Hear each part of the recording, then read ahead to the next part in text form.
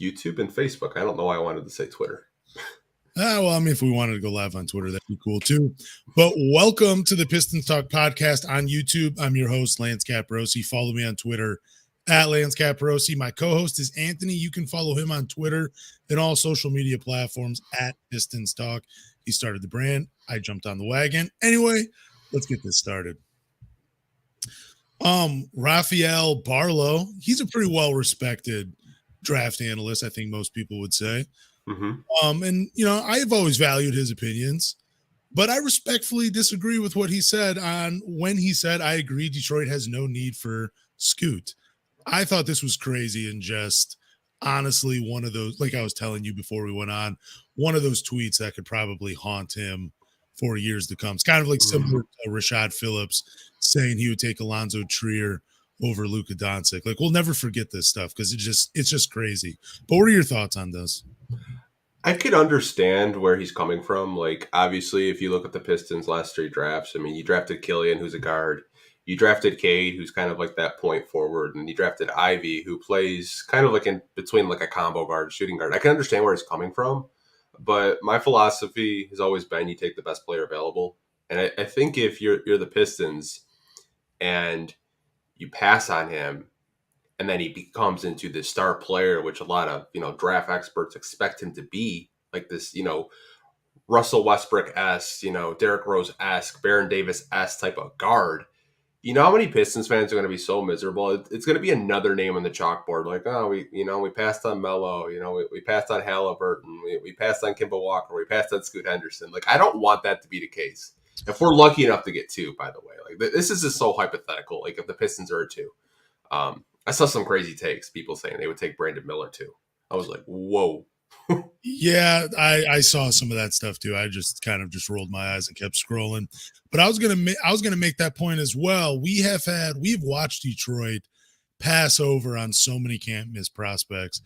There is no way they pass over on Scoot Henderson if they have the opportunity to draft him. They're not going to do that again. They did it with Devin Booker, Donovan Mitchell, guys that were, and I say they're can't miss because guys like you and I were watching them are like, these guys are can't miss prospects. How can you pass over these guys? Like we all said the same thing about those two, but I don't know. I just don't think Detroit is in a position to pass over Scoot Henderson. I've said that before and I'm sticking to it. Right now, he is the second best prospect after Victor Wembanyama. So, I mean, if you're in position to draft a Scoot Henderson, you take it regardless of who's on your team. Because it opens up so many other doors. But if we talked about it last week on the podcast, if you look back on some of these drafts, you can go through and say Scoot Henderson is probably the first pick. And I think we said like 3 or 4 drafts last week on the podcast. Like that's big time. So I just thought it was too much of a bold take this early to say that about Detroit. Well, some Pistons fans, I was really surprised by it that like a lot of them don't want Scoot. I don't know if it's them trying to like talk themselves out of it, but I've seen like Pistons fans say like, well, Sacramento could have taken, Jaden Ivey, but they elected to take Keegan Murray. But they're completely ignoring the fact that Sacramento's timeline and their situation is 100% different than our timeline and their situation. I mean, you could go recent drafts. Golden State had a chance to draft LaMelo Ball and they go for Wiseman. Now, Wiseman, I think he's still a really good player. I just think Golden State was not a great fit for him. I think if you put him in Atlanta, he would feast. Like, situation is everything when it does come to the draft, but you draft for best player available. The only time you really draft for fit is when you're drafted in the late 20s. You just like, who's the best, small forward? I need some wing help. That's just my philosophy on it. I know Pistons fans aren't going to agree with me, and that's okay. It's okay to have a different opinion from myself or even yourself, because that's what makes having a podcast and talking basketball fans so much fun. Yep. Yeah, again, just to close on this topic, like you draft Scoot if you have that, if you can, I mean, I love Ivy, I love Killian, but man, there's a reason that they were the 5th and 7th pick of their respective drafts, and Scoot, would be the, as the number 2 pick, generational talent like Victor Wembanyama, but we'll see. for sure. The Pistons and the Hornets are the first teams Miami is expected to negotiate with in trades. Saddiq Bay is a name that has been discussed. This comes from Adam Borai. I believe is he from The Athletic? I believe he is. I just want to make sure I'm getting. I didn't check it, but I glanced over his profile. And I have seen some stuff from him, especially with the Miami Heat. So I know it's a pretty credible source. Yeah. So, man, I've said this before. My biggest fear is that Saddiq Bay is traded to Miami. And if that trade does happen, the rest of the league should be scared because there is no better match made for a player and an organization than Saddiq Bay and the Miami Heat because he's such a hard worker. And, that organization is known for just, making guys put in the work just to see the floor. Like, it's a match made in basketball heaven. I do not want to see Saddiq Bay play in Miami. Like, that would just be that's a nightmare. That would be a mistake for the Detroit Pistons. Yeah, I think it would be such a great culture fit. I remember Jay Crowder was there a few years ago. If he played that Jay Crowder role in Miami, I mean, he's maybe a fourth or fifth option, just open in the corner for three. I mean, that's a good basketball team. And he would play with Jimmy Butler, and I'm sure Jimmy Butler would take him under his wing because he's a quiet kid and, he's really humble. If I'm the Pistons, I'm not trading Saddiq unless I get a really great offer. Yeah. I think I saw in the broadcast today, past 3 games, he scored 20 plus. I mean, he dropped 31 against Minnesota. I think he dropped 20 again tonight, even though it was against the Knicks and we did lose the game, but he's starting to figure it out. I think he's just kind of a slow starter in a sense. I know we kind of had an intervention about Saddiq Bay and what's wrong with him and Yeah.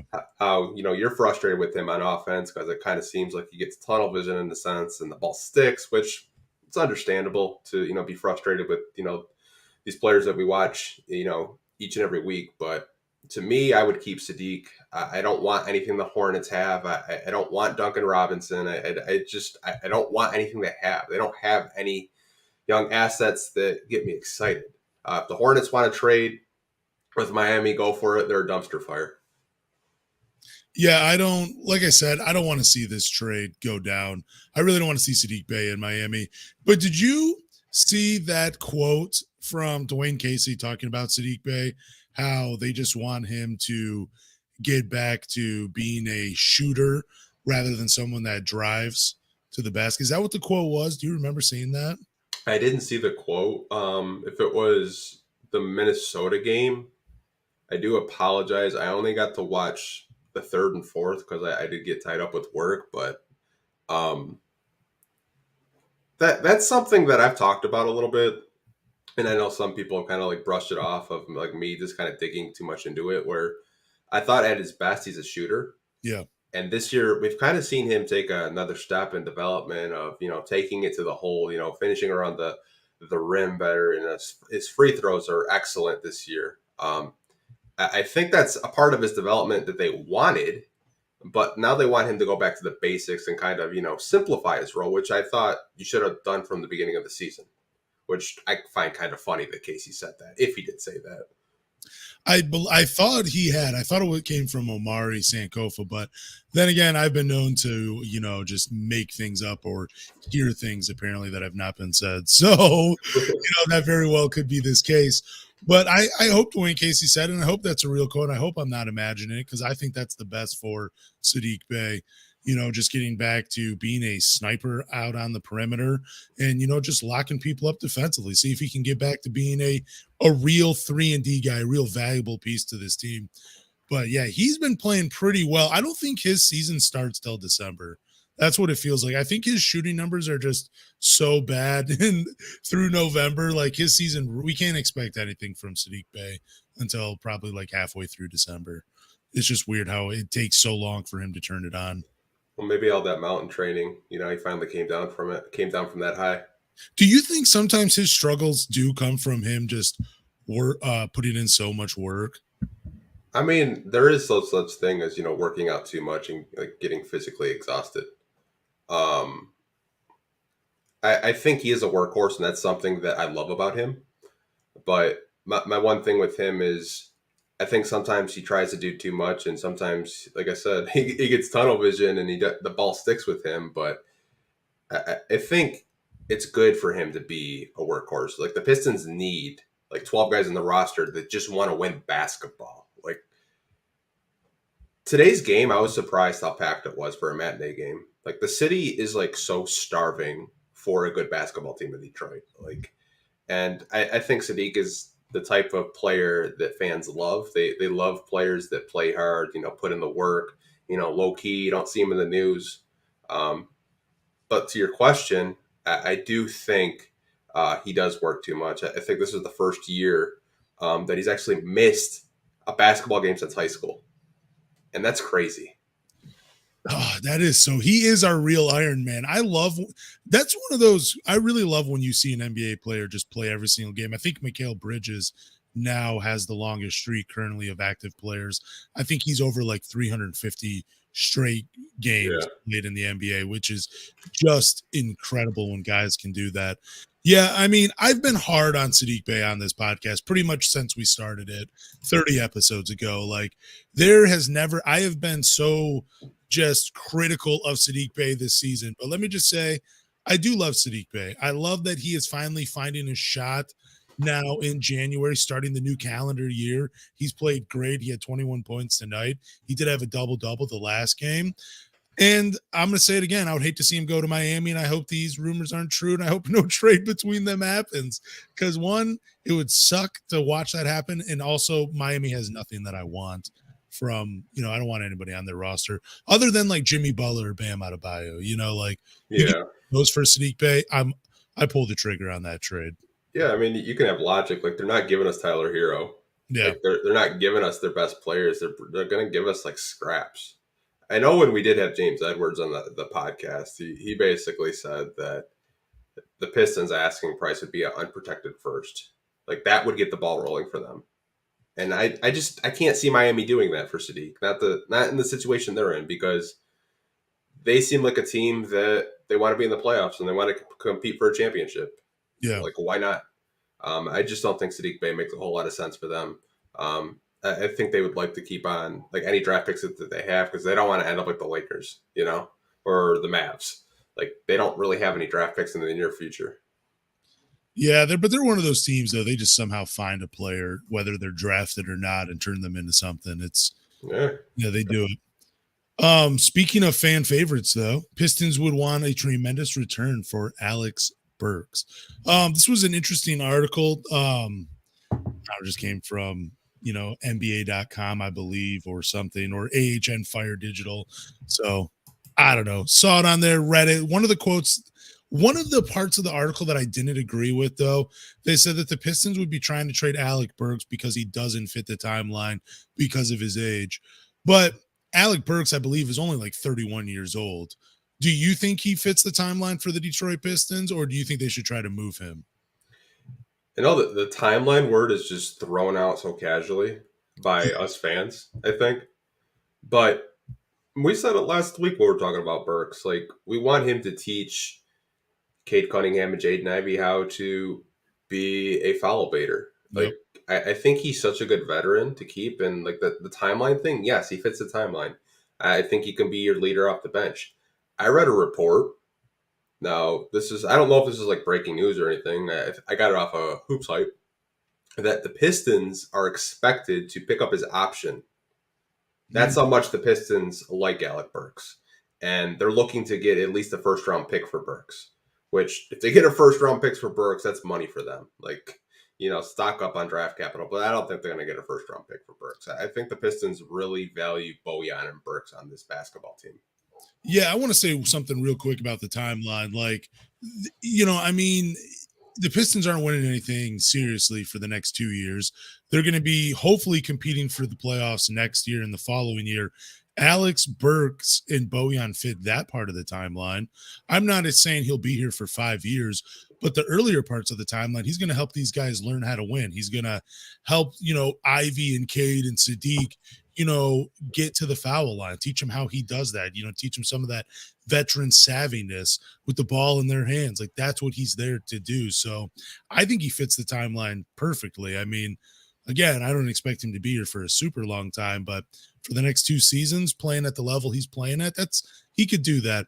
And I agree with the Pistons. They should try to get a tremendous return on Alex Burks because he's one of the best bench players in the NBA. He's literally one of the most valuable players in the NBA because everybody needs a role player like him, whether, he can spot start, come off the bench, he can be your six man, he can play point guard off the ball, he could fill in at the three, like he can bring the ball up, like there's a lot to love about this guy. So yeah, I agree. If it's not a tremendous return, you're not getting Alec Burks from the Detroit Pistons. No, I thought it was interesting that the Pistons are going to eat that $10.5 million cap. Like, that's how much they like Alec Burks as a player. And I think Casey loves Alec Burks too. He's just kind of like a calm veteran that can get you buckets. And I think that's what you need off the bench. Like, I saw today that the Pistons are 4th in the league in bench points per game. They're getting you around 40 points a game off the bench. And Alec Burks is a big reason why. He and $10.5 million is not bad for Alex Burks, right? Like, that's a pretty fair contract for what he does. I mean, for what he offers, yeah. I mean, like, that's usually kind of like what you get. Like I don't want to put him in like 6th man of the year, but he could definitely win it if he wanted to. If he just he could get you 15 a night easily if he was just hunting his shots. Yeah, you put him on a team like Milwaukee, man, he would be in consideration. I think he's still going to be in the conversation for that award as the season progresses, but I don't expect him to be, a finalist for it. But I do think he'll get mentioned, and it's really all you can ask for Alec Burks. But like I said, if it's not a tremendous return, don't expect to get Alec Burks on your team. You have to give up a lot for this guy. Yeah, you're better off just not even calling the Pistons because they're like, you got it first? Nope, bye. Nope, exactly. Let's talk a little bit about Christian Wood. Okay. He's been playing pretty well for the Dallas Mavericks. I think he's averaging over 26 and over 10 rebounds with 2 blocks per game. He found the itch to play defense, and it has just changed his career. How much do you miss Christian Wood on the Pistons? Initially when we didn't sign him and I saw what he signed for, I was very upset. Like, full transparency, in 2020, I thought the Pistons were going to re-sign him. Obviously, we make a trade with Houston, and we landed Isaiah Stewart. Since then, I've actually kind of calmed down a little bit off of that trade, and I value Isaiah Stewart in higher regard than I do Christian Wood currently, because Christian Wood's going to be a free agent. If the Pistons really want him, they can go get him. Like, Dallas isn't going to have the money to match. The Pistons will. I mean, if the Pistons really want Christian Wood, they could go get him. But I don't see them going to get him. I do miss him, but I understand why the Pistons did move on. There's some off-the-court stuff that happened with every team. There's a reason why he's played for so many teams. I don't really know if a lot of fans know about it. So let me ask you this, though. With Marvin Bagley being hurt as much as he has, and I mean, I think it's fair to say that I don't think we're ever going to see Marvin Bagley play 70 or more games in a Pistons uniform. He's probably covering around like 50 to 60 games season, So with Duren and Isaiah Stewart firmly right there as, cornerstones of this team, would you welcome Christian Wood back in that Marvin Bagley role? I mean, he's going to get more minutes, but he wouldn't be bad, next to Isaiah Stewart or Duren. He has the game to play alongside either of those guys. I mean, I like Marvin Bagley. Like you said, he's injury prone, plays around 50, 60 games a year if he's lucky. I just think the Pistons might go in a different direction. Not to say Christian Wood isn't talented, because he is. I think he's the Mavs' second best player next to Luka. But I think they're going to look for more veteran leadership. They're going to look for more veteran big men. I just don't think Christian Wood is the leader that the Pistons are currently looking for. I always think like GMs get kind of sneaky with their trades where they're like, yeah, we're going to let this guy go for 2-3 years, but he'll have a contract up, and he's going to get more minutes over here. He's going to be able to play a few more games. He's going to develop. We don't got to waste a dime on this guy until he gets better. That's what I think they're doing with. I'm just kidding. They're not doing that with Christian, but I just think sometimes GMs do some sneaky stuff like that, or at least that's how I would operate. But I can tell you a big reason why Christian Wood has been on so many teams. It's actually really funny. It has nothing to do with the talent. Yeah. Dwayne Casey told me that Christian Wood was late every practice. I could see that. Say he never made a practice on time. He's like, we even gave him a watch. And like we set it to let him know what time practice is. The guy just never showed up on time. Like that's a big reason why he's been on so many teams. But the talent is there. Like I remember, God, what the hell is his name? Zach Lowe during the free agency period during the COVID year was calling him Anthony Davis light, like hyping him up to like where he could be like the next Anthony Davis. Like he's got such a great game for a power forward center, but it's just like the off the court stuff, like not showing up to practice on time, I'm sure is really irritating to coaches and players. I just cannot. I hope he got dropped off too. Maybe that's why he was like dude, I don't have a car. I have to get dropped off. My girl, she has to be at work at 9, practices at 8:45. This is what happens. Like that would just be amazing if that was the case. That sucks. So you would think though, if you're in Christian, this is what I've always thought about professional athletes, like guys like Christian Wood. You have all the talent in the world. You have such a short window to make as much money as you can on your talent. Why would you do anything to mess that up? I don't get it, but Christian Wood late for practice. That's why he's been on so many teams. Can't put roots anywhere. Jeez. So do you remember this quote from Dwayne Casey? We want to make sure they make their bed in the morning. Oh, yeah. I do remember that. You know who that was about, right? That was about Christian Wood? Yeah, because a lot of people, now this is like completely, we'll get back to basketball in a couple of minutes, but a lot of people say that if you don't make your bed in the morning, then like the day is just like, you're not going to be productive. Like Dwayne Casey's like, well, we want to make sure that he's basically saying, we want to make sure they got their shit together. Yeah.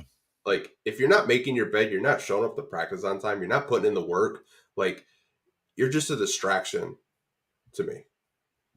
I get it. That makes sense, though. I mean, I think we joke about that quote a lot when they say we want guys to make their beds, but I mean, it shows that a guy, like you were saying, starts the day off on the right way. I mean, he's a person that is they can make habits and they can stick to them. It also shows discipline because it's so easy to walk out of your room early in the morning and not do shit, but actually to make your bed and get ready that way, it shows a little discipline.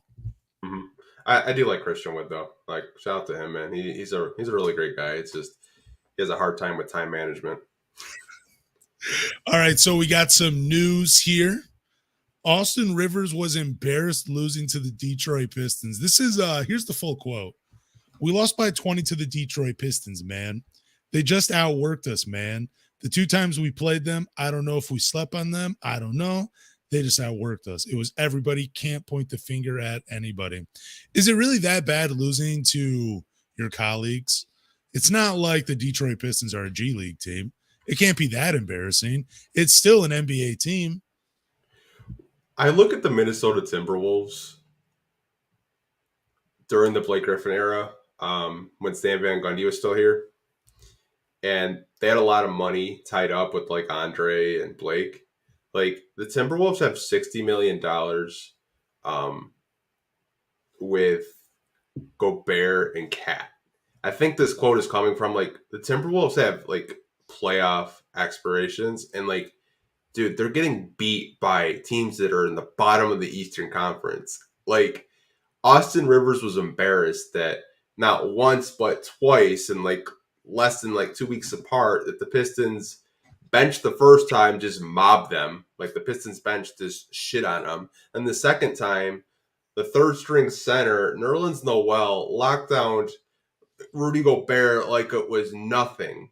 Like, and Saddiq like gave him 30. Like, the Timberwolves to me are probably the biggest frauds. Like, I agree. I don't know if you remember the game Among Us when it was hot. Like, who's the imposter? The imposter is the Minnesota Timberwolves, 100%. Dude, they're like I said, they're the one organization that has wasted so much talent with their franchise players, dating back to Kevin Garnett, Kevin Love, and now Karl Anthony Towns. They will never figure it out as an organization. They are terrible. I would be embarrassed to be a member of the Minnesota Timberwolves. Shit, Sean T. Billups too. Exactly. Man, they've missed out on so many people, man. They had a chance. They drafted Johnny Flynn over Steph Curry. Crazy, man. It's passed on him twice. Yeah, they passed on him twice. And really, it's funny, like they drafted Ricky Rubio, and Ricky Rubio and Steph Curry would be kind of a nice backcourt. Decent size. You got one guy, he's a really creative passer, solid point guard, can set Steph Curry up. Steph Curry, a sniper coming off the ball. So I don't know. Minnesota, they should be embarrassed. We always talk about Detroit's failures in the draft. Let's just look at Minnesota's. Let's just go down the line and look at theirs. Man, Austin Rivers pisses me off. Is Minnesota becoming a new rivalry for the Detroit Pistons? It can't be a rivalry. We keep beating their ass. The Timber Pups. Does this quote by Austin Rivers put him on like the wall of shame for an opponent from the Detroit Pistons? Oh, 100%. Like Austin Rivers has been around the league for a while. I mean, he's been on a lot of playoff teams. I think like he knows what it takes to win, and like he's like trying to like get the how do I explain this? He's trying to like light a fire under them and saying like, hey, like you guys, we can't lose to the Detroit Pistons. They're rebuilding. Like I don't even think we had Jalen Duren in this game or Isaiah Stewart. Oh, I don't think so. They were both out. Like that's what makes it even funnier. Like you still lost. We still dropped 135 points on your ass. But I don't know. Austin Rivers, though, still don't come out and put this out there, man. Keep this private for your guys, because now you got a whole city of angry fans just angry with you, and they're gonna boo you when you come back, if you ever do come back to Detroit and play the Pistons. Did you see? I don't know if it was today or yesterday. Kevin Love and Ricky Rubio came on the court, and the Timberwolves fans gave him a standing ovation. Oh, see, that's how poor that franchise is. What have they done for them? Kevin Love, he made a couple All-Star appearances. Sweet. Let's give him a standing ovation. Gosh. Literally, man. I thought that was funny. Yeah, dude, that's just nuts. That organization is a joke. Let's talk about some injuries. We still got Marvin Bagley out with the right hand. Jalen Duren is out, ankle, and then Bojan is apparently out with illness, but it's not COVID related. So a lot of injuries. It's been weird seeing the Pistons so shorthanded. I cannot remember a time that they had this many guys out with injuries. I would say 2020. You can go in the archives on like the Pistons Twitter account. I mean, you had like lineups of like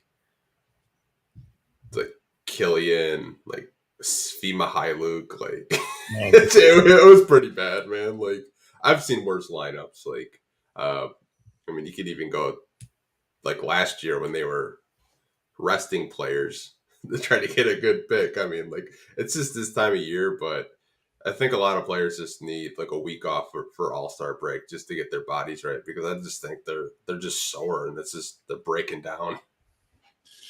How long is Jalen Duren supposed to be out with the right ankle? I could check real quick. I did get a what do you call those? A press release. I get them every day, but like I said, they're usually not like they're usually really boring. I'll just say that. Oh, I believe it. Let's see what we got for the Pistons. So Jalen Duren, that just says, dealing with ankle injury. Buddy Boeheim is, his toe's still messed up. Noel is day to day. What happened to Noel? What did he get hurt with? I don't know. Who knows? One of those veteran injuries. Yeah, day to day. Probably just needs some rest. Marvin Bagley out. Obviously, Cade's out for the season. It's just, like Duren and Noel are out, and Bagley obviously is out, but I'm sure they'll get healthy soon. They're going to have a couple days of rest up going to Paris. How great is it that you, being a professional basketball player, that at the age of 29, you can say, I got to rest. I'm out for a couple games because I'm tired. I'm exhausted. At 29 years old, playing a sport, you're tired. I'm joking. I know how hard it is. Yeah, it's challenging, that's for sure. I thought this was an interesting topic that we're about to talk about. It has some, it's all about Hamidou Diallo, and I was thinking like this might be a silver lining for him these with all these injuries because he's been playing an interesting role, kind of playing. We've seen him at the 5 spot, we've seen him at one of those big spots, being the roll man in pick and roll. With Hami's recent play, has it earned him a spot on this team for the future? I think there will always be a spot for him on this team because to me he's the best cutter on the entire basketball team right now. Like he makes some really great reads. When Killian has the ball and he cuts to the basket, his energy to me I think is so infectious. Like I've never seen Bojan run the way he runs with Hami. I just think he's I call him the Tasmanian Devil because he gets the ball and just watch him work. Like he's just so much energy, so much fun to watch. Love his dunks. Like he had a windmill the other night and George just called it a dunk and it really pissed me off. I'm still upset about it. Gosh. So I think all great teams, because that's what I think the Pistons will eventually be, have had this high energy role player making big plays, and Hami just fits into it. Here is what I said about Hami. He could be this team's version of Dennis Rodman. Now, I'm not saying Dennis Rodman in the sense where Hami's going to win a couple Defensive Player of the Year awards, but being that Swiss Army knife defensively and offensively, doing whatever the team asks for, that type of guy. And that's how I kind of viewed Dennis Rodman in his early days with the Detroit Pistons. Did everything the team wanted, whether it was guarding Magic Johnson or guarding, Robert Parrish of the Boston Celtics. Like he did it all, and I think Hami can play that same role for this team. So I definitely think there's a spot. And I think he's earned it with his recent play because he's showing a level of versatility I didn't think he had. Yeah, we got a comment on YouTube if you guys are watching live on YouTube. Tony had a really good kind of a comparison. He said he reminds him of Darvin Ham. Ooh, okay, I like that. Which, if you do you remember, they used to call him Duncan Darvin Ham. Yeah, I could see it 100%. Just kind of like you said, Swiss Army knife. Like he can play, shooting guard. He can play small forward. He can guard bigger forwards. He was playing backup center, and he did a really good job at that. Like he's just so versatile. I do think there's going to be a spot for him on this team because he's just an energy guy, and you need energy guys off your bench. I was thinking of him in kind of like, because we really didn't have that Dennis Rodman type for the going to work squad. I mean, we had Ben Wallace, but I was thinking like Mike James in that kind of role where, off the bench, just pressing with Lindsey Hunter, trying to, pickpocket and, just trying to kick the ball in transition. That was fun of Mike James. I kind of thought of that when I was thinking of Hami in this role off the bench. Yeah, for sure. So I thought this was an interesting topic as well. Who is most likely gone at the deadline? Nerlens Noel, Bojan, Alec Burks, Saddiq Bay, or Hamidou Diallo? I would probably say Noel is probably the most likely to get dealt. I think the Pistons are just going to hold on to Burks, Bojan, and Saddiq. I know we talked about Noel and the Pistons trying to find a trade partner with a team that does make sense, but I can't see them trading Burks and Bojan because I know they want to be really aggressive this summer. It wouldn't make a whole lot of sense to trade Bojan and Burks unless you're getting some draft capital or players that make sense for you in return. Do you think it's fair to say that Saddiq Bay, there's a higher chance of him being traded at the deadline than Burks or Bojan? I wouldn't even say that. I would just say like if Saddiq does get traded, it's gonna be an offer where you just can't refuse it. Like if a team just comes in really aggressive, like hey, like we'll give you like an unprotected first and a young player for Saddiq Bay. We really love him. Like Pistons might have to think about it. Yeah, but Like isn't he the player though that would most likely happen for though because he is younger and we've seen a 50-point game from him. We've seen the recent streak. The shooting has it seems like he's shooting himself out of that slump. I think with Saddiq Bay, it would be more likely he's at the deadline because I think teams would be willing to give up more for Saddiq Bay because they wouldn't necessarily just be playoff teams, but they could be a team that's on the cusp of playoffs, looking at him like, okay, here's a role for him on our team, and we think he could excel in it and push us over the top. Yeah, I just find it hard to believe. I think that's one of Troy Weaver's probably best trades he's ever made Yeah. since becoming the GM. And you flip a Luke Kennard that wanted to get paid a lot to not start. And obviously, he's a great shooter. He's developed a lot in Los Angeles, but Pistons were in a position to pay him what he wanted. And I think you got 4 second-round picks if Maverick does serve. I mean, you got a lot for Luke Kennard, and you drafted Saddiq Bay at 19.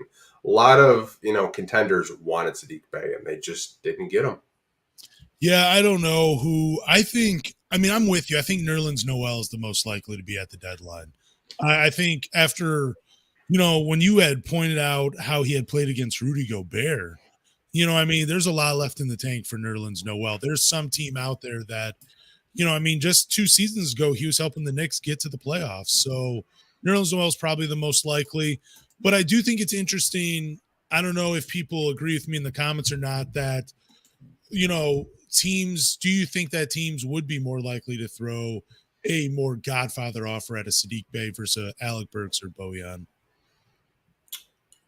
I think a lot of teams are going to call the Pistons about Bojan. I read an article that said that 20 plus teams have already called the Pistons about Bojan. That's crazy. I think Bojan probably has the highest trade value on the Pistons just because, like I said last week, he's an elite 3-point shooter. Yeah. And if you're a playoff team and you have championship aspirations, you're going to need that. I think he probably has the most trade value. I think he has more trade value right now than Saddiq Bay, just because he's on a cheap deal and he's a veteran and he knows how to win. Do you think he still would have had the career year with Cade Cunningham healthy this season? I do. I think the 2-man game between Cade and Bojan, if you do remember it, they had a 1-2 combo. Cade would kind of force a double team, and he could just kick it out to Bojan in the corner.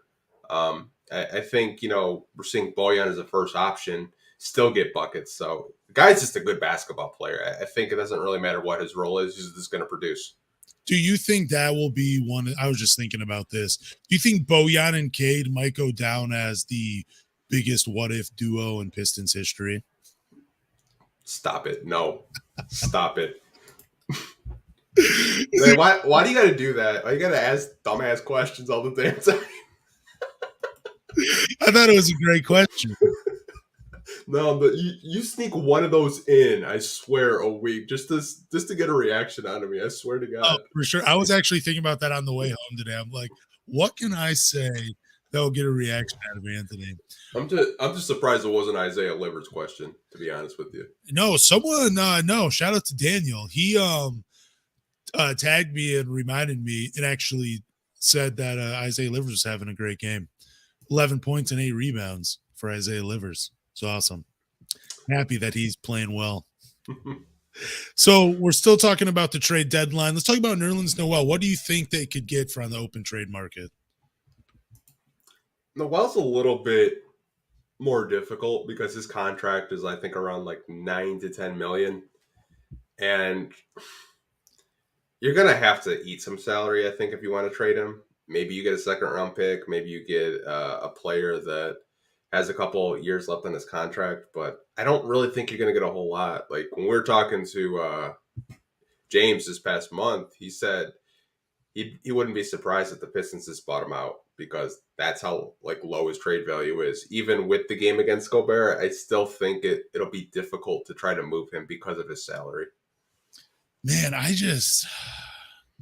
yeah, they might. I don't want them to have to buy out another player though. I just hope they can find a trade partner for Nerlens Noel because after that game against Gobert, he could really provide some value for a team as a backup big, maybe even just a spot starting big as well.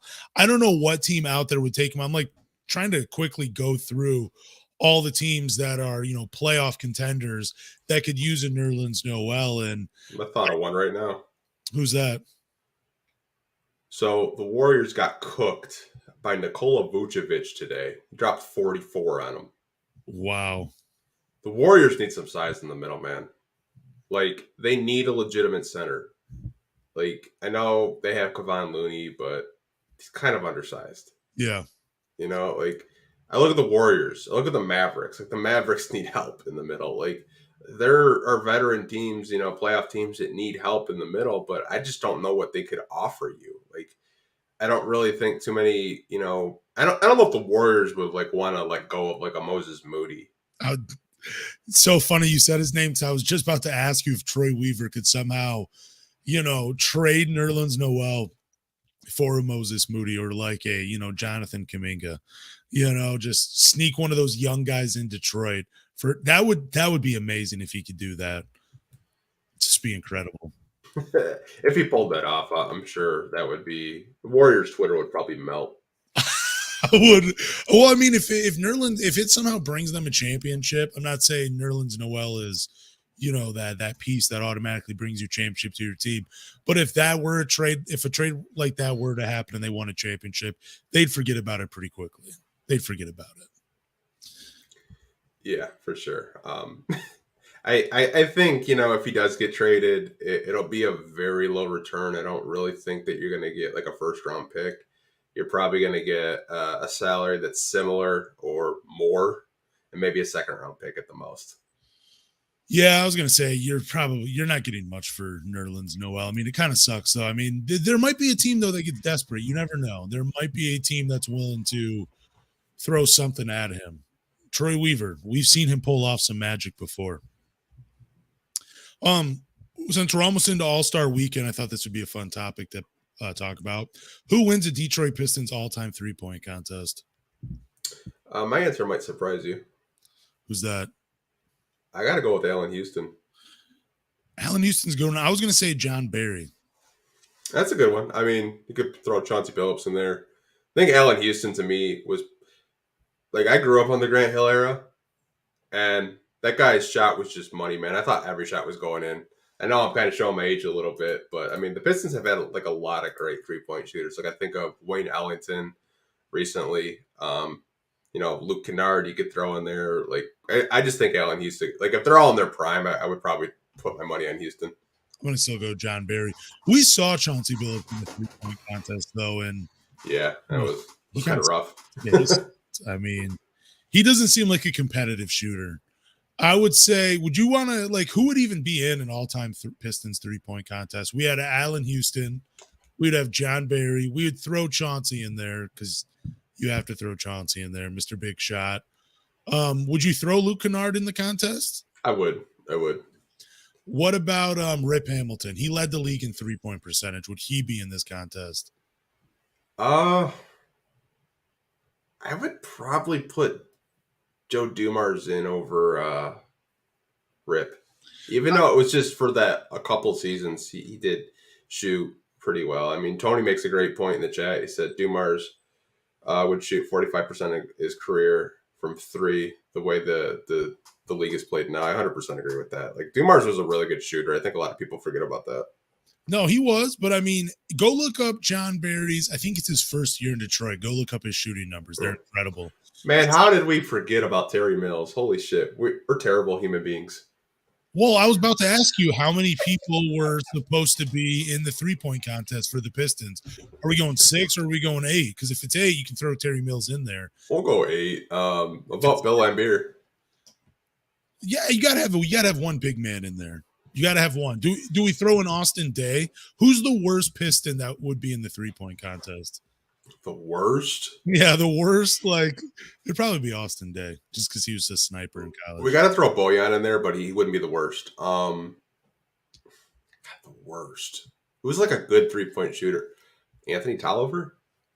Oh man, dude. Yeah, no, I think he had his best 3-point shooting year. I think in Detroit as well. We've had some snipers though. Like this is hard. I don't know, man. Like I was just thinking like of like those 2012 teams, like KCP, Brandon Jennings. We're not having Brandon Jennings in a 3-point contest. Would Blake Griffin make it? Oh, he would. We got to have Saddiq Bay in it too. Man, why you gotta do that? We got to have Saddiq in there. He's climbed up to 3. Would Rasheed Wallace make it?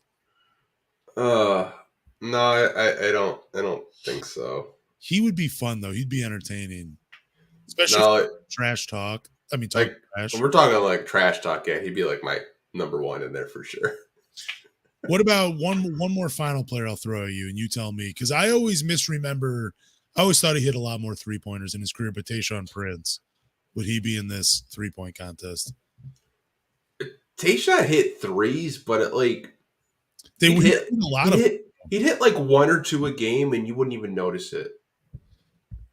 How many? You know what I mean? Like he would give you like a sneaky 15 to 17. Oh, Tony wins it. I forgot about that player. Who? Charlie Villanueva. Oh, dude, I forget about Ben Gordon. Dude, poor Ben Gordon. Charlie Villanueva can't be in the 3-point contest. But he was saying he'd be the worst 3-point shooter. Oh yeah. Oh, definitely. Well, no, I was saying like the worst. Well, I'm just saying like the guy that was a really good shooter, but just a terrible basketball player. Like didn't live up to anything. Good Lord. I'm getting PTSD reading these comments. I forgot about that guy. Peyton Siva. Oh God, dude. I was just talking to someone about the national championship game where it was Louisville and Michigan. You know that block? Yeah, thank you. It was a block. It wasn't a foul. Okay, real quick. What do you think the most 3-pointers Tayshaun Prince made in a season is? What do you think the most is? I'd probably give him 95. Ooh, wow. I thought you were definitely going to say over 100. The most 3-pointers he ever had in a season is 81. Okay. Yeah, I mean, Tayshaun Prince was just such a unique player, man. He put defense first, but even during when he came back, I think with that trade that we had with Boston, he was still a really good defender and a really good passer, just an excellent basketball player. Yeah, but don't you think? I mean, when I remember watching Tayshaun, I remember him just hitting a lot of threes for some reason from the corners, but he only took 2 3-pointers a game. The most he ever took. What do you think the most is he ever took for an average in a season? I'd probably say maybe 3.5. 2.6. That's his highest. Yeah, like I said, he was just such a team guy. They would kick it out to him on the weak side, in the corner, if he was open. And to your point, as a kid, watching the Golden Work squad, it did seem like he took a lot. Yeah, it seemed like he was getting 5 of those a game for some reason. But I don't know. I love Tayshaun Prince. He's one of my favorite Pistons of all time. He was one of the most unique players for sure to ever wear that Pistons jersey. But I don't know. I don't think he makes the Pistons all-time 3-point contest. Mark Aguirre. That's a good one. That is a good one. What about off-season Andre Drummond? Does he make the Detroit Pistons all-time 3-point contest? No. Off-season Andre Drummond? How does off-season? He's Steph Curry. He's a splash brother. I'm not even getting into this right now. I'm just gonna get pissed off. What about any of the legends that made it on the team, like Tracy McGrady? Does he make the 3-point contest? I can't even count Tracy McGrady or Allen Iverson or Chris Webber.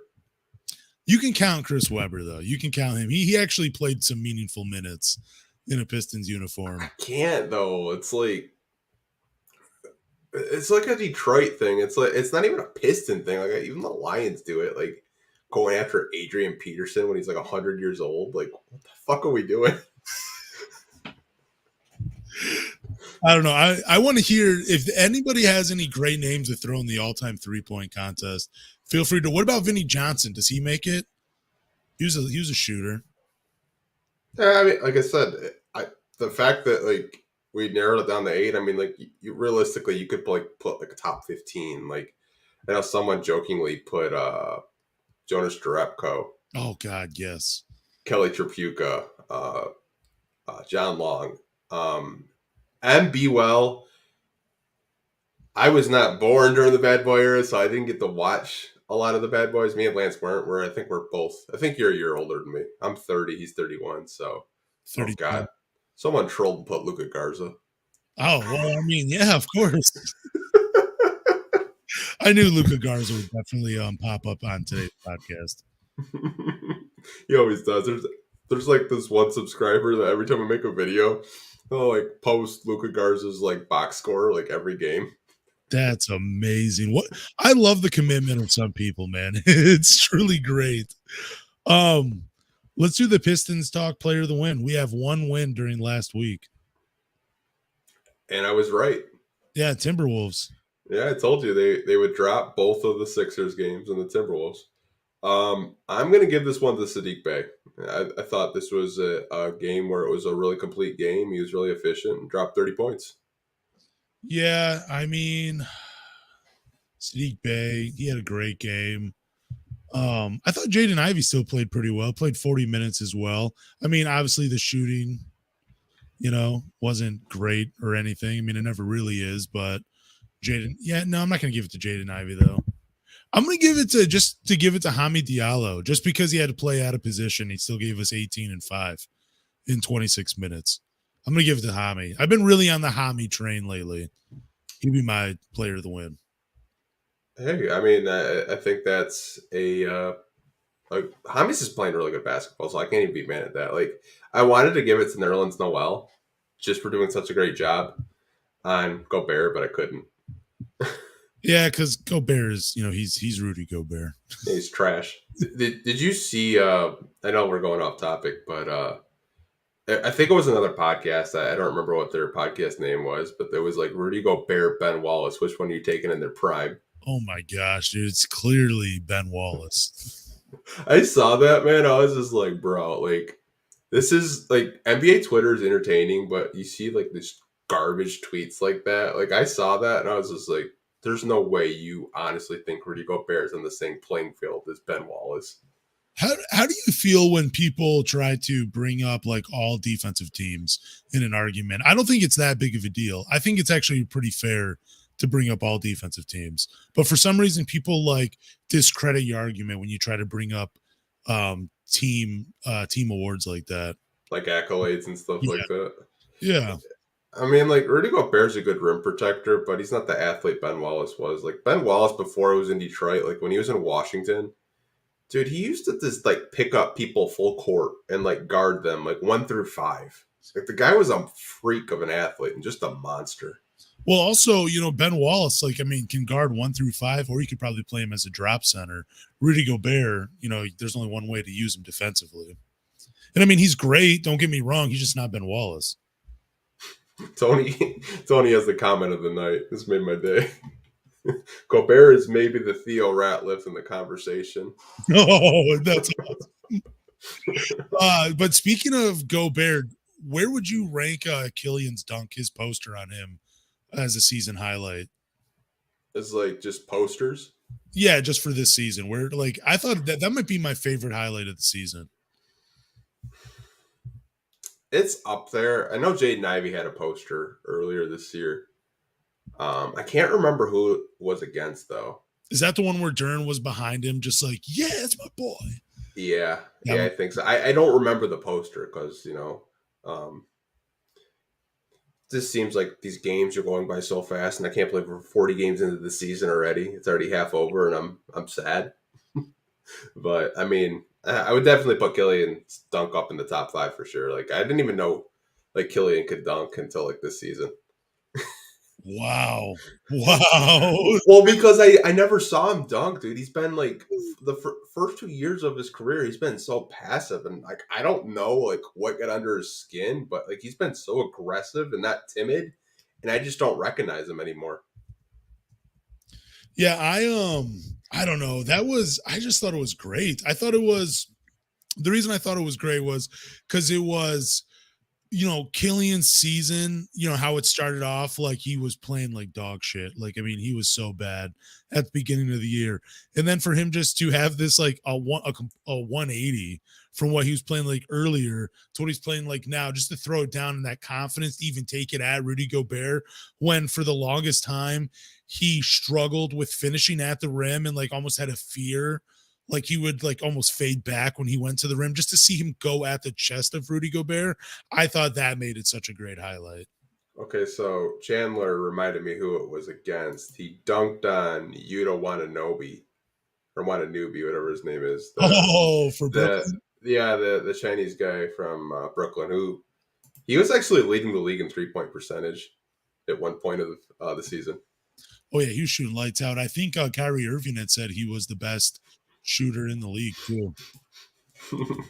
Dude, this is a funny comment. I'll put it on the screen in a minute about Killian Hayes. We were talking about him like being more aggressive. Uh, uh, Elias said that he's watching Andrew Tate.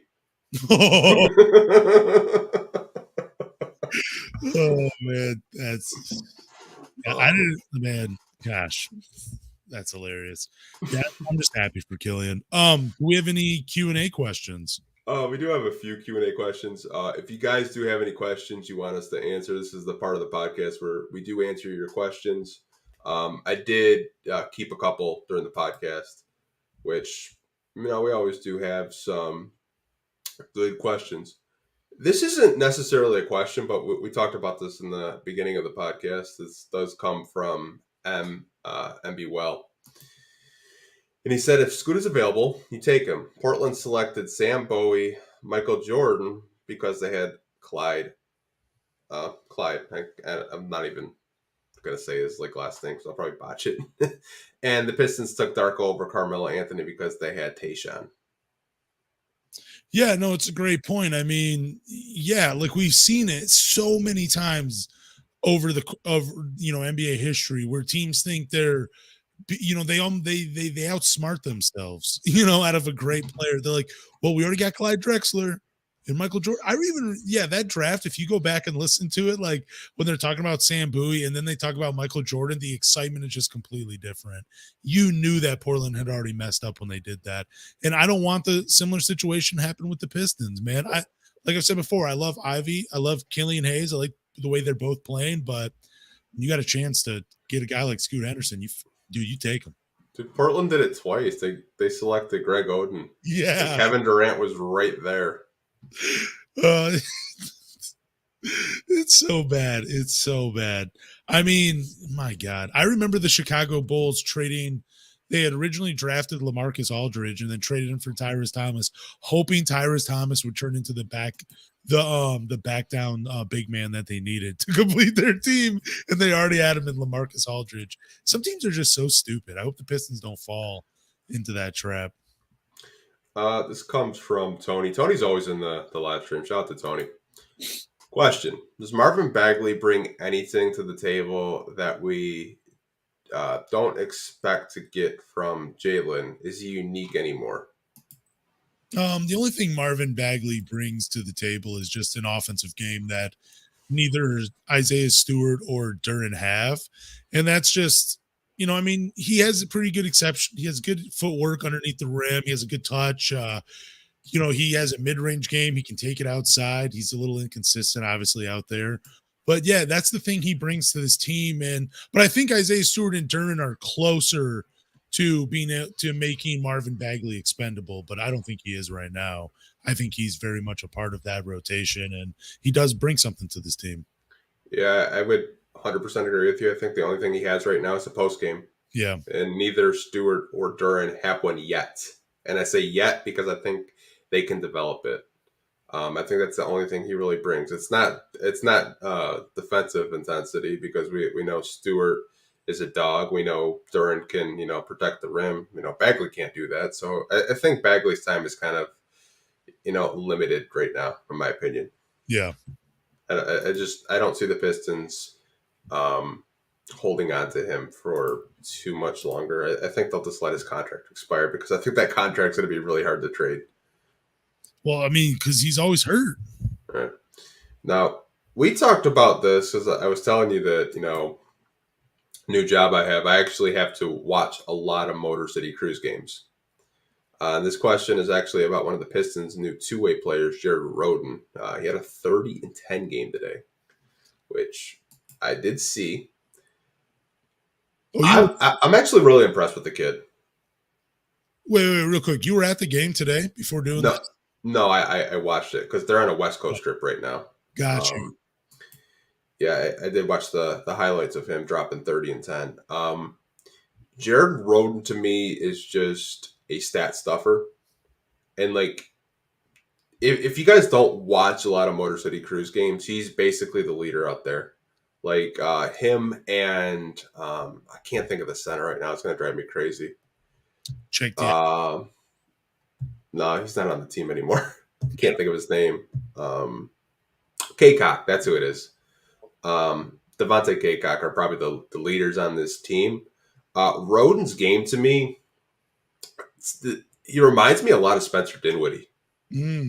Like he's got the mid-range game. He can rebound. He can push the pace. He can defend. Like he's just got like everything in his game, and I think that's a big reason why the Pistons did move on from Braxton Key, because like I guess his effort wasn't there anymore, and it kind of just seemed like he didn't give a shit.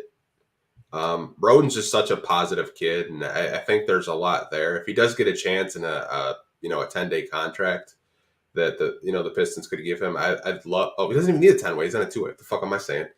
But you know how like Saban Lee was tearing it up last year in the G League. Do you think Jared Roden's game actually does translate to the NBA? I do, because he's just a team player. I think you could put him in any role. He can shoot threes. He can defend. He can pass.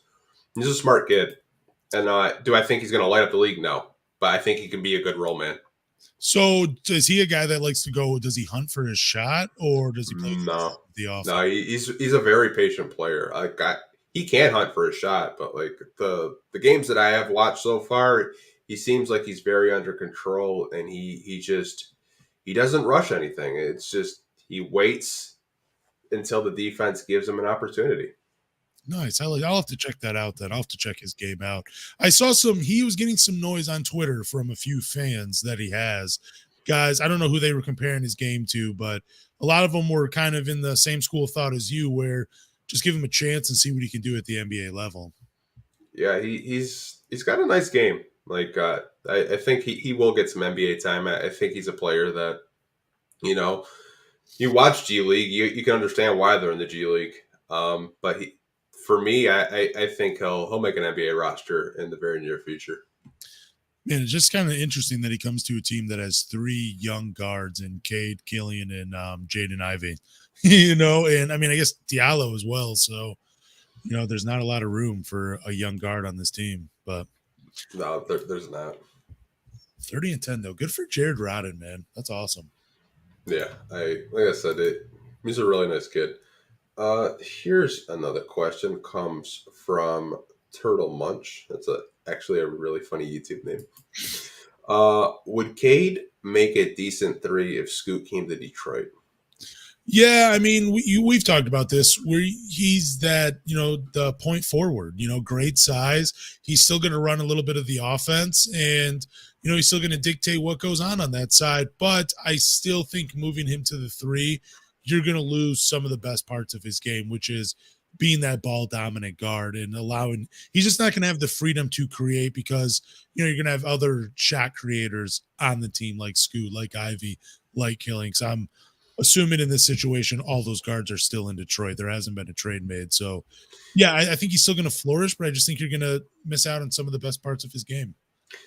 Yeah, like if the Pistons were lucky enough to get 2 and they draft Scoot, I think Cade's role would be like a Jason Tatum, Paul George type role, where he plays small forward, and you're going to see a lot of iso ball, because Cade's the type of player where he likes to, do the one-on-one mismatches and, get to his spots. But I do think Scoot would play the point guard, and you would have Ivy at the shooting guard. Yeah.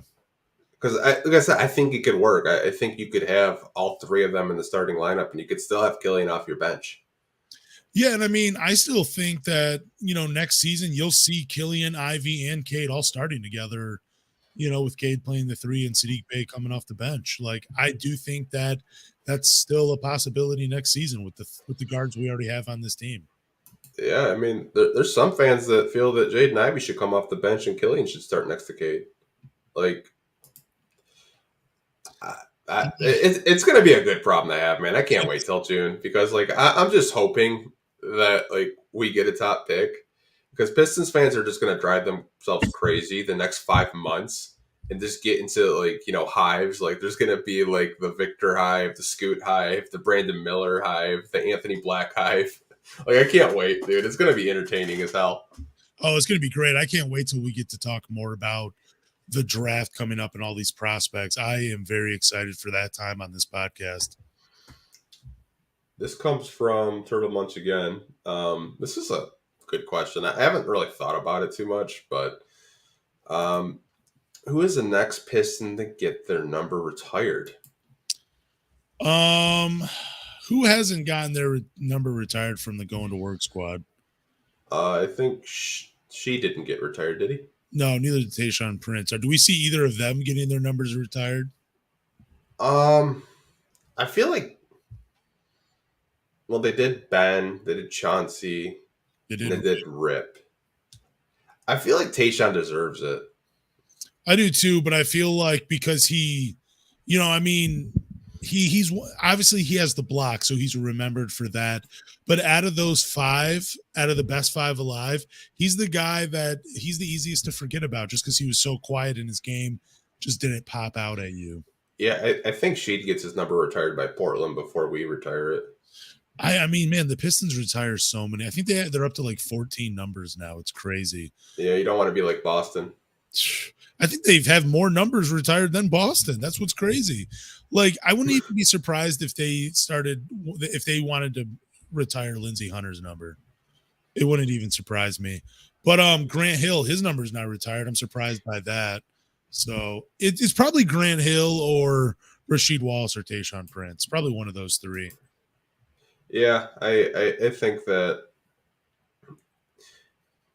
I feel like Tayshaun deserves it, though. Being drafted by the Pistons, just being a trooper, being a big key of why they even won the 2004 championship. Like Magic were up 3-1, and Tayshaun like locked down T-Mac. Yep. Like he's a big reason why they won the championship. Bravo, you're a troll. We're not retiring Andre Drummond's number. Oh, I'm sure.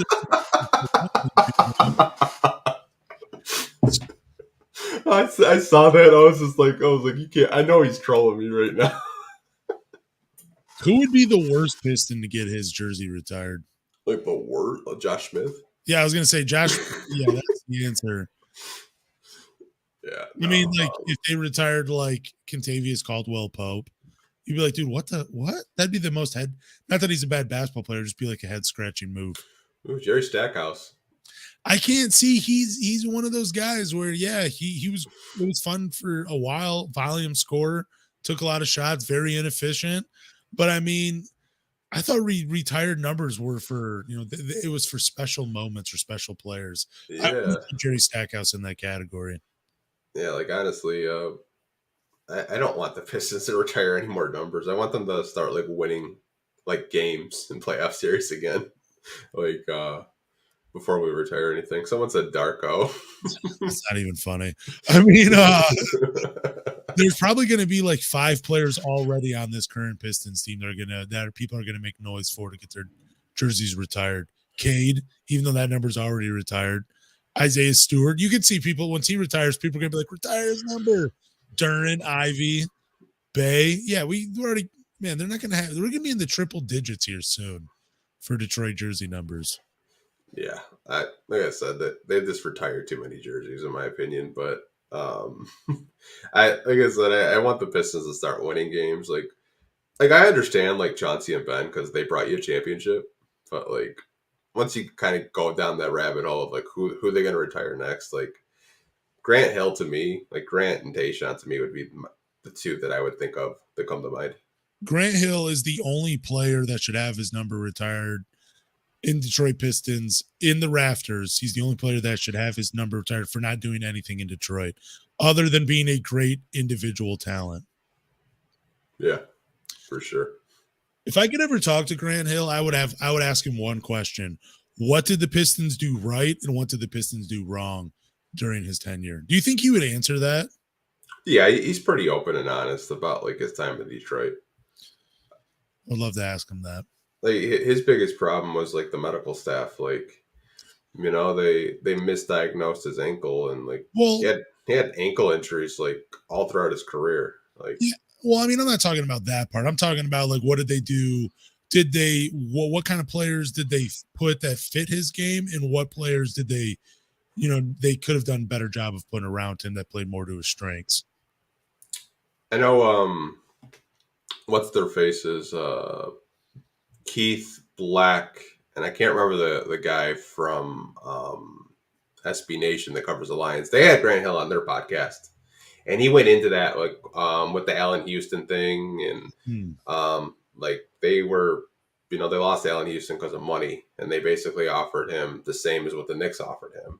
So I mean, it's not like they didn't try to put a good team around Grant Hill. It's just just timelines just didn't really work out.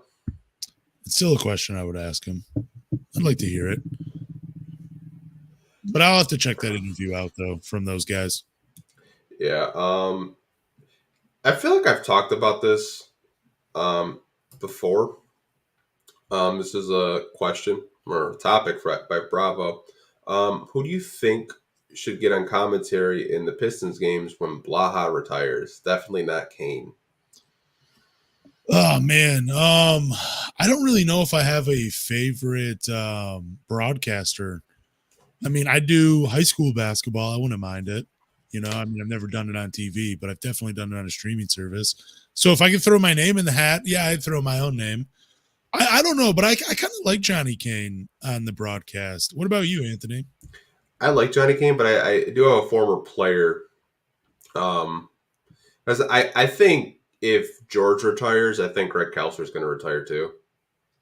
I just think that. I think that those two are just an iconic duo, and since I've grown up, it's always been those two, or it was like Bill Laimbeer for a little bit. I think Lindsey Hunter would be really good on the broadcast, and because I know Lindsey Hunter, like he'll do some Bally stuff here and there. I think he would be good, and I don't hate Johnny Kane. I think he's a really good guy. I just think he needs more reps. I just don't think he's there to take over full time. Like he's been a sideline reporter, and sideline reporters don't really get to talk that long. It's like maybe like less than 2 minutes. Yeah, and then you got to go from being a sideline reporter to covering for 2 hours talking about basketball. Like it takes time. You need the reps. Like I would be patient with Johnny. Like if George does retire tomorrow, I think Johnny Kane is going to be his replacement. Yeah, and also doing play-by-play on TV is so much different than doing it on like the radio or any other, where it's just audio. Those are two different ball games. But for a former player, what about Rip Hamilton? He'd be pretty cool in Greg Kelser's spot.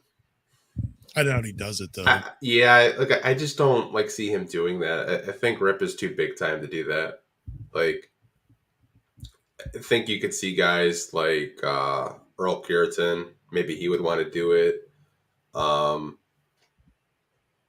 Just like former Piston players. Like, there's a lot, but I just think Lindsey. He's local. He still lives in Michigan, and I think a lot of fans respect him. I was thinking of a reporter that covers Yahoo. Like, I know it wouldn't happen, but dude, I would love for Vinny Goodwell to be an announcer for the Pistons because he's so savage. He'd probably get fired in a week. Yeah, you know what I wish they would do too is like do a more mature broadcast for games where you could get some swearing and some shit talking. I would love that. Yeah. That would be great too. Corliss Williamson, I don't know why I think of him being on the broadcast. I think he could be an entertaining enough guy for a couple of seasons in that special case spot. He has a great nickname, Big Nasty, on the microphone. He didn't pass away, I'm thinking of somebody else. No, Clifford Robinson. That's who I'm thinking. I was like, I don't think he's around anymore. Corliss Williamson. No, I think he's a coach at not Arkansas, but another Division I school. Yeah, like I don't even know. Someone said Mark Champion and Rick Mahorn. I know they do radio for the Pistons, but Mark Champion's getting up there in age. And like I know he had a heart surgery a few years ago, but I mean, Pistons kind of need some new blood, in my personal opinion. Yeah, like, I agree with that. It's not to say that I don't enjoy listening to George and Greg. I do. It's just like when you listen to other teams announcing, like their announcing teams. Like I think of God, who do I love? The Pelicans. I love the Pelicans broadcasting team. Yeah. Like they have a young guy and they have an older guy. Like that's what you need. You need that dynamic. Yeah, and I don't know about you, but I just get bored listening to Blaha. I just don't think he's as involved in watching the game and talking about it as he once was. I just think it's gotten too routine for him. I think he can't see. That's a thing too. Oh man, jeez. Well, like I said, he's getting up there in age. Like Yeah. when I can tell you a story. So when I worked at Woodward Sports, I worked with a guy named Neil Rule who does play by play for the Golden Grizzlies, and he was telling me that Blaha is like blind; he can't see, and he was just like when he would call Michigan State games, it's a they would like tell him the player that scored a touchdown, so like type it out for him or like put it right in front of his face so he could like say, "Oh, touchdown, Michigan State," and he would like name the player's name. He said, he's a legend, but like it's up to him when he wants to hang it up. Yeah, I actually worked with someone in a broadcast booth for a couple games that was legally blind. It was, yeah, he could not see. He could not see down on the field. He had to have we were in mid broadcast and he's like, turn on the lights, can't see. Just yeah, I'm like, dude, we have a live mic, man. Just relax. Yeah, if you don't have eyes, it's a hard business to climb the ladder in. I don't even think that. I just think he's getting up there in age. He's been doing it for 40 years, man. Like, guy's a legend. Like, I know Portland had their play-by-play announcer retire like 2 years ago, and him and George were like the two OGs that have done it for like 40 plus years, and he hung it up. I mean, yeah, Vince Scully was. I think he was over 40 years for the Dodgers as well. So I mean, was it the Dodgers? Either way, he was in a baseball broadcaster for a really long time. So it's a fun job. I would love to do it. It'd be fun for the Pistons. Yeah, for sure. Yeah, I mean, like most people, like I said, we don't even know what if Bally's even going to be around in a year. Way they're going financially, we're probably going to have a whole nother broadcasting team. Yeah. They're going bankrupt, dude. Like it's crazy. I know, and I have the service, and what I do like about their service, I like that they have the stats on TV. Like if you're watching it on your phone, you can click either team in the current players on the court. You can click their name and it'll show you their stats in live time. I think that's a cool little feature. This shit's annoying, bro. I click that shit off. Oh, you do? Oh, I mean, when I'm watching it on TV, I can't. Like when I'm watching the game and I'm trying to focus and I just see like it all the way up top and I was like, dude, I gotta click that off. That's really annoying. There was one that I did not like, but I ended up yeah, there was, but I don't mind that up top because then I just minimize it and go back to watching the game. But I thought that was a good feature.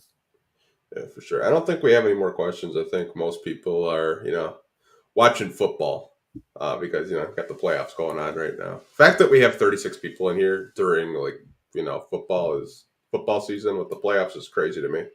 Appreciate you guys. Oh, definitely, and I appreciate all the questions. Oh shit! There's one more question. I completely missed this. I do apologize. Then we can hang it up. This comes from SJ. Out of topic. Who do you think is better between the Murray siblings, Chris or Keegan? Chris is tearing it up though for Iowa right now. I would still go Keegan Murray. I know. I saw a mock draft of the Pistons taking him in the second round. I was like, bro, I would love that. I would love to have Chris Murray on this team. He's not even that. He's not even the type of athlete Keegan is. I know, and I think his measurables are a little bit worse than Keegan's as well. I think he's still a decent prospect, but Keegan Murray has the chance to be a really solid starter in the NBA. I don't see the same thing for Chris. Yeah, I would say Keegan's the better athlete, but I wouldn't mind Chris on the Pistons. I think he's going to be an early second round pick. Oh, yeah, I think he could be one of those tweener small ball guys. So, yeah, I wouldn't mind the Pistons taking a look at him. For this question, I think Keegan's going to be the better player. Yeah, same here. Like I said, I was really high on Keegan Murray, coming out of last year's draft. But Chris Murray's got some game for sure. But we can wrap it up. It seems like everyone's just logging off, watching, football, getting ready for bed. Because it is 9 o'clock, because I go to bed like a 10 because I'm an old man. But why don't you tell the people that are watching where they can find the podcast and how they can support it. Thank you guys for listening to the Pistons Talk Podcast. Do us a favor, go to Apple, Spotify, Google, or wherever you listen to podcasts and subscribe. After you subscribe, leave a review, drop a rating, but more importantly, tell a Pistons fan. Peace, guys.